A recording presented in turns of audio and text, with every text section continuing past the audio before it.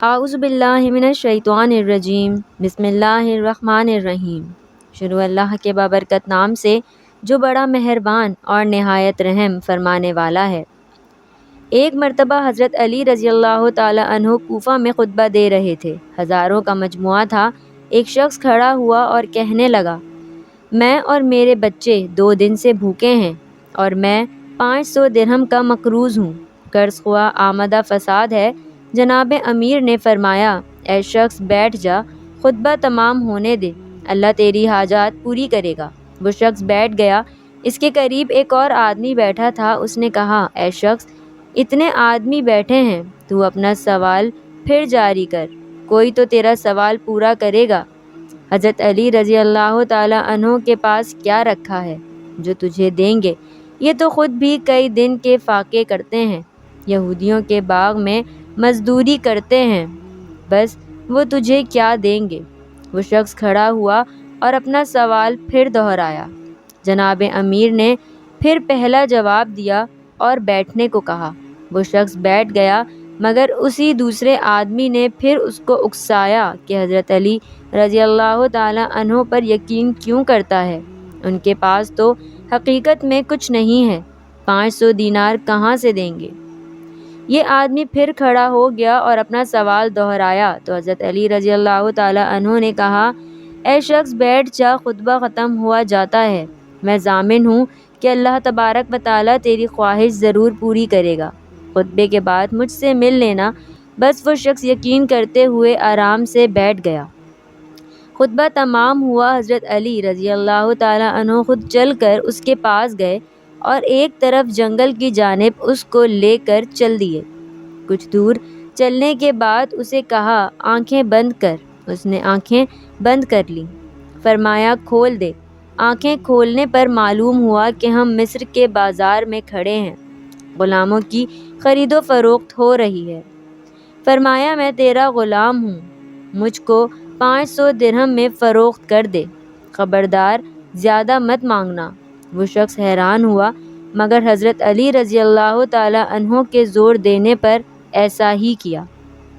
ایک بادشاہ کا وزیر وہاں موجود تھا۔ اس نے پہلے تو دیکھنا شروع کیا اور پھر قیمت معلوم کی۔ اس نے 500 درہم بتائے۔ وزیر کے کہنے پر ان کا نقاب اٹھا دیا گیا اور اس نے 500 درہم اس کے حوالے کیے۔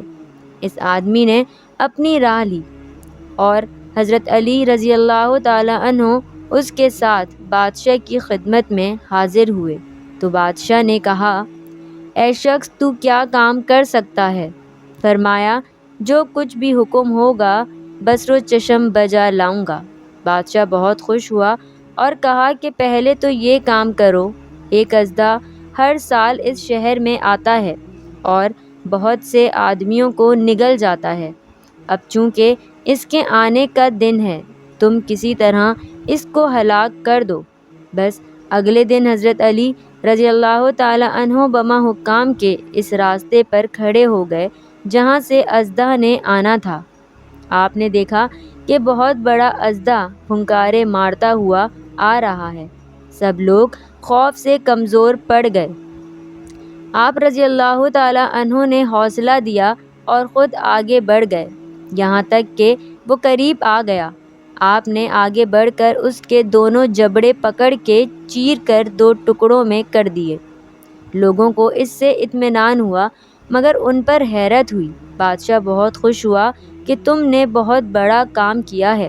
ایسا ہی ایک اور کام ہے، اور وہ یہ ہے کہ جب دریا چڑھ آتا ہے، شہر میں داخل ہو جاتا ہے اور آبادی کا بہت بڑا نقصان کرتا ہے، کسی طرح یہ رک جائے اور اس شہر میں داخل نہ ہو۔ آپ حکام اعلیٰ کے ساتھ دریا پر گئے اور شہر کی طرف سے چھڑی لے کر کنارے کے قریب قریب ایک لکیر لگا دی اور کہا، اے دریا، تجھے میری قسم ہے، جو اس لکیر سے آگے بڑھے، دریا آج تک ٹھاٹے مارتا ہے مگر اس لکیر سے آگے نہیں بڑھتا۔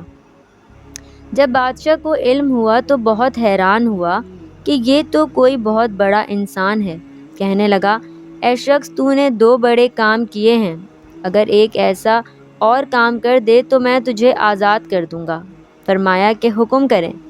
بادشاہ کہنے لگا، ایک شخص کوفہ میں حضرت علی رضی اللہ تعالی عنہ کے نام سے مشہور ہے، اس کا سر کاٹ کر لا دے۔ انہوں نے کہا، یہ کام بہت آسان ہے، جلدی سے تلوار لائیے، ابھی سر حاضر کرتا ہوں۔ بادشاہ نے تلوار منگائی۔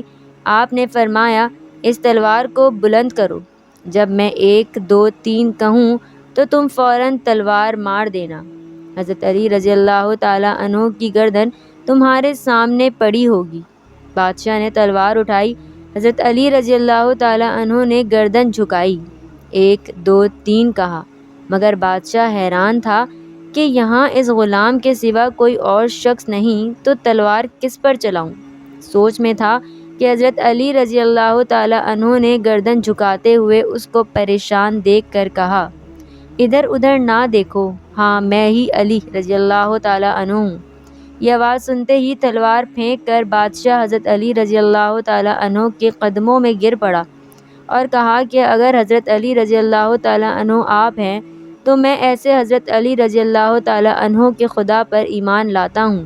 مجھے آج تک مغالطے میں رکھا گیا، یا علی رضی اللہ تعالی عنہ مجھے اپنے رسول اللہ صلی اللہ علیہ وآلہ وسلم کا کلمہ پڑھائیے۔ اور بادشاہ تمام کنبے کے ساتھ مسلمان ہو گیا، اور پھر حضرت علی رضی اللہ تعالی عنہ نے اسے دعا دی اور کوفے کی راہ لی۔